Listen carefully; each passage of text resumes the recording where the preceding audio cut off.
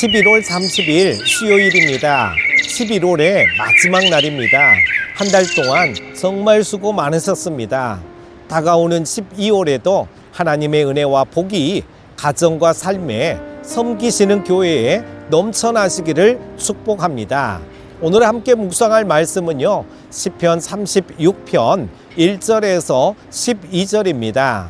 악인의 죄가 그의 마음속으로 이르기를 그의 눈에는 하나님을 두려워하는 빛이 없다 하니 그가 스스로 자랑하기를 자기의 죄악은 드러나지 아니하고 미워함을 받지도 아니하리라 함이로다.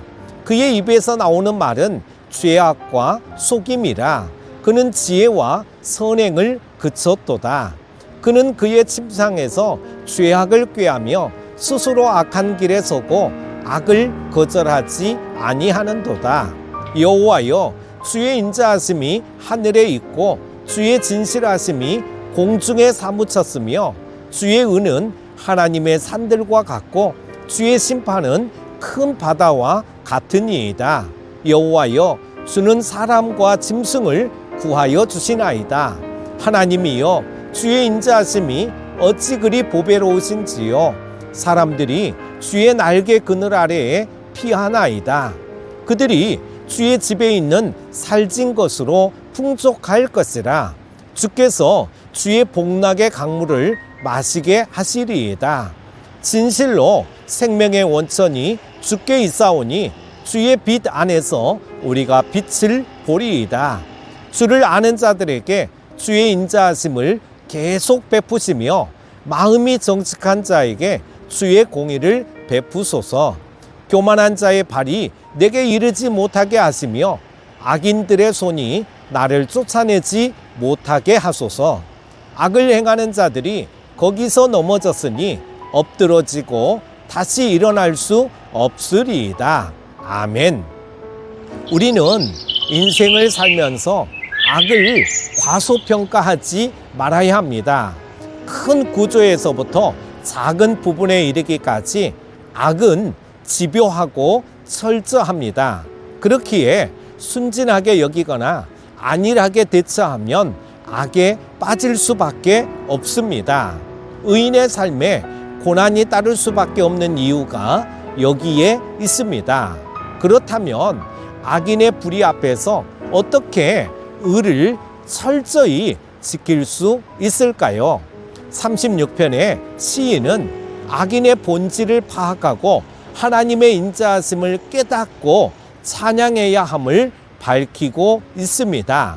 악인의 본질은 마음 깊은 곳에서부터 하나님을 두려워하지 않는다고 1절에 말씀하고 있습니다. 대개 악인과 의인을 도덕적인 개념에서 정의를 하려고 합니다. 하지만 성경은 하나님과 어떤 관계를 맺고 있느냐에 따라 의인이 되기도 하고 악인이 되기도 한다고 말합니다. 그래서 시인은 하나님과의 관계를 기준으로 악인의 본질이 하나님을 두려워하지 않는 것이라고 밝히고 있는 것입니다.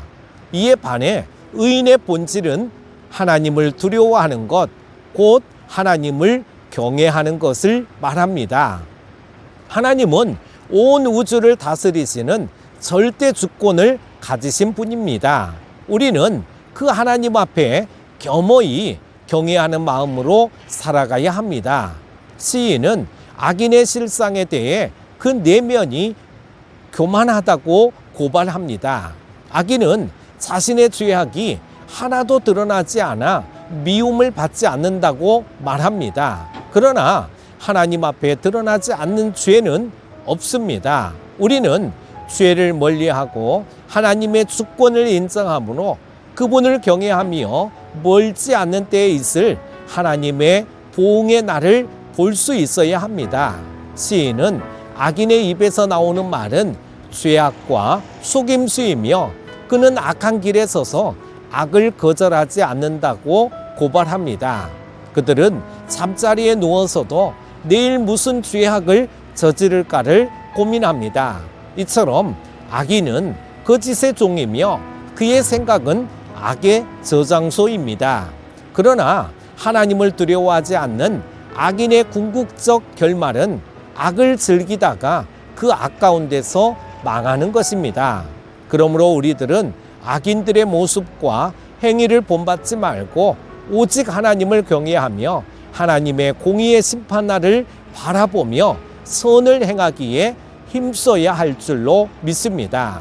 오늘 하루도 악인의 본질을 깨닫고 악에 참여하는 자가 되지 말고 하나님의 인자하심 가운데 거하실 수 있기를 축복합니다. 11월의 마무리도 잘 하실 수 있기를 바랍니다. 기도합니다. 선하신 하나님 아버지, 악과 사단의 세력은 너무나 집요하게 의인을 핍박하고 미혹하는지 모릅니다. 따라서 우리들은 늘 깨어 있어 악에게 넘어지지 않고 하나님의 인자하심 가운데 승리하게 하여 주옵소서. 오늘 하루도 생명의 원천이신 하나님만을 바라보는 하루가 되게 하여 주시기를 원하오며 예수님의 이름으로 기도합니다. 아멘.